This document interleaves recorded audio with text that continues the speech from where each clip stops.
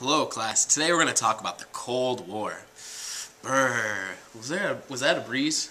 No, it's not like Buffalo in January, but it's a conflict between two superpowers that's economic and social, but not military. And the Cold War comes directly out of World War II, because there were these great powers, remember, fighting against Nazi Germany.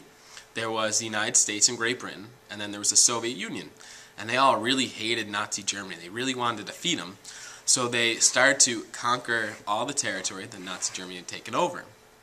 But once they met in the middle, they sort of stopped getting along. Well, if they were getting along during the war, why did they stop getting along afterwards? It's because the Soviet Union was a fundamentally different country from our capitalist nation or from Great Britain. They were a communist nation, which means the government controls the means of production and the economic policy of the country. So the government tells farmers what to produce, tells factories what to produce, tells whoever how to make jeans, how to make sneakers, whatever. So that's very different from our capitalist system in the United States.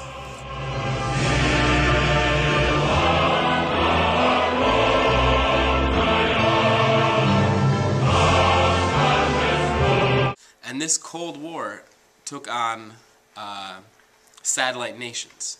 So the Soviet Union had influence over satellite nations such as East Germany, Poland, Yugoslavia, and the United States has satellite nations such as France and Italy, and eventually Greece. And the two sides were the NATO, the North Atlantic Treaty Organization, which was with the United States, and the other was the Warsaw Pact. And they never really fought, but it was an economic and a social conflict. And the United States practiced a policy of containment, which meant trying to not have communism spread further. So we weren't going to try and topple the communist governments that already existed, but try and prevent them from gaining other countries. Next time, I'll tell you more about Cold War events. In recognizing a communist, physical appearance counts for nothing.